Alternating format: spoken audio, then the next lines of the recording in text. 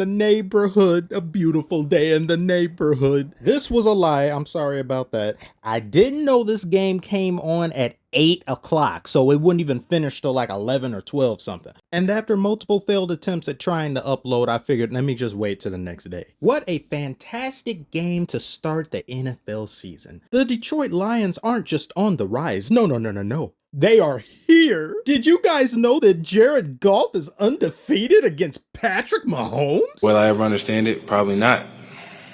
Will I overreact? Probably so. Jared has been one of the most efficient quarterbacks in the NFL, and as of last night's game, he's officially thrown 359 consecutive passes without a single interception. The third longest streak in NFL history. Jared. My guy is winning on and off the field. I know some of you are about to rain on my parade and say, the Chiefs were missing their two best players. I don't care. Y'all not about to ruin my day. We've gone 40 years with only one playoff victory. We are routinely shitted on as one of the worst franchises in the NFL. We had quite arguably the worst team of all time being the 2008 Detroit Lions, and our city went bankrupt. I don't want to hear it from y'all. I'm going to celebrate this 1-0 like it's 10-0. And this victory could not have been possible, would not have been possible, and is it even feasible without the MVP of the Detroit Lions, Kadarius Toney. So this is 3rd and 6. Goal range, Mahomes, plenty of time, looking in the middle, dropped again by Toney. You can't catch shit, can you? You can't catch shit! You know what?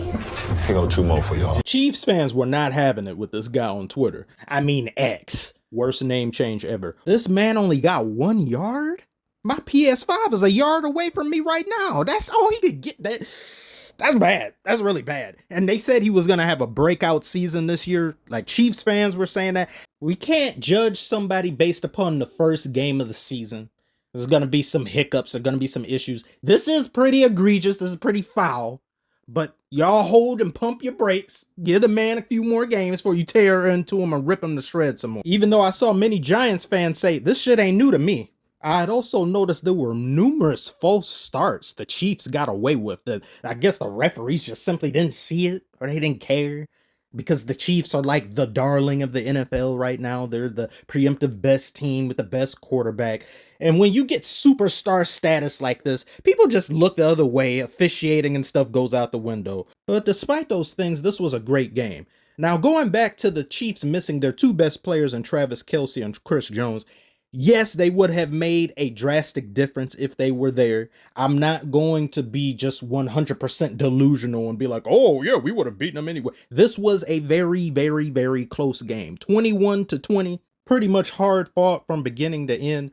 The main issue here, other than Kadarius just dropping everything, Patrick Mahomes didn't have anybody to rely on himself. As amazing and otherworldly as this man is, you've got to have somebody pick up the slack when your 2 heavy hitters, your 2 weapons aren't there.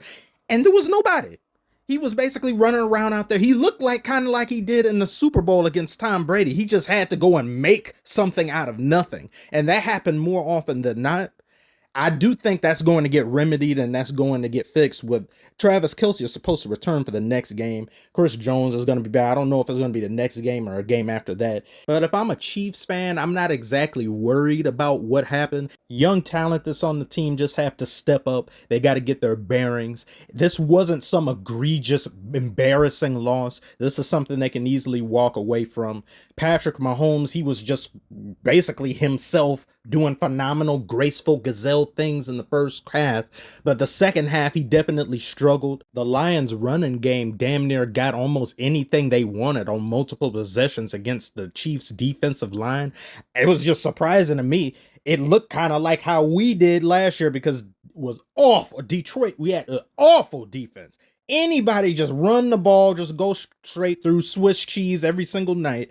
And they looked like that a little bit in the second half. But when you look at what the Lions have been able to do, they've been able to carry the momentum from last season over, that humiliating upset towards one of the greatest quarterbacks is going to be of all time, and Aaron Rodgers, to be able to go there, go to Green Bay and shut them down. Many of the defensive woes of Detroit were addressed in this year's draft. You've got Hutchinson, you've got Montgomery, we've got all of these things going good for us.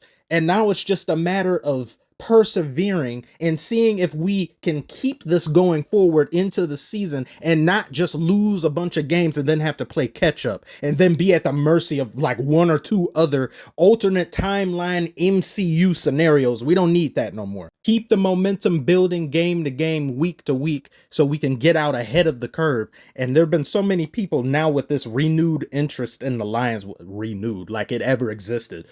There's people who are saying that we're going to be something. We're going to win the NFC North. It's somewhat a little bit toxic just because it's like get a season or two under our belts of being really good first. But I think it's just due mostly to desperation and the fact that the Detroit Lions, we've just been awful for so long that anytime there's a hint, a tiny speck of hope, it blossoms into an overgrown forest without us really seeing what's going to happen. It's like prisoner of the moment. But if any team deserves it, I definitely believe it's the Detroit Lions for what we've just been through. And it's just horrible. To be able to go into the Chiefs Stadium and win this, is one of our hardest stadiums to win in, period. It's great.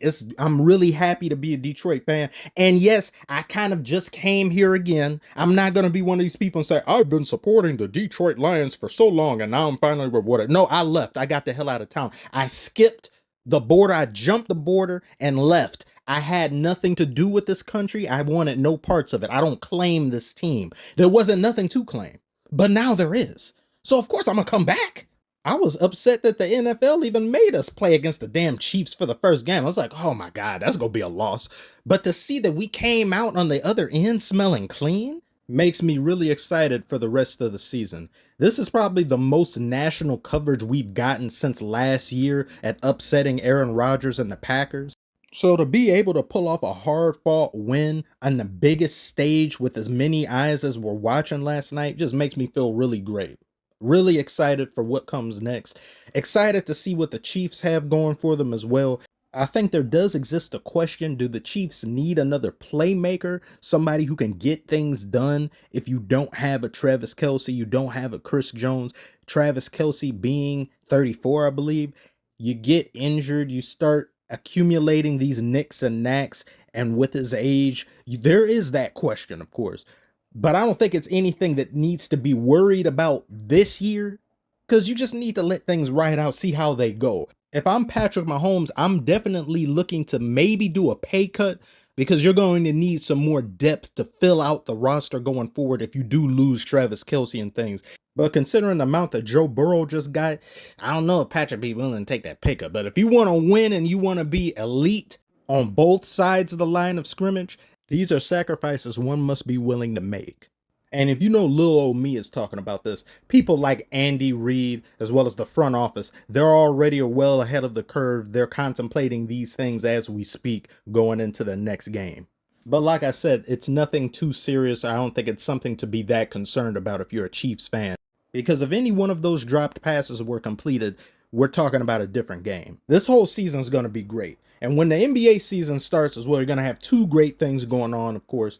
I'm not going to just focus completely on NFL. I'm just going to be covering NFL stuff as well as the NBA. But if I had to give like a percentage, it's going to be like 60-70% NBA, 30% NFL, or 40% NFL, you know, just back and forth, as well as some other sports. So I want to thank you guys so much for watching. What did you think of the game? How many of you had the Detroit Lions winning or losing? Do you think there's an issue with the Chiefs? You think this is something they should be worried about going forward? Comment below, let me know. If you're new, like and subscribe. I want to thank you so much for watching, and I shall see you on the next one.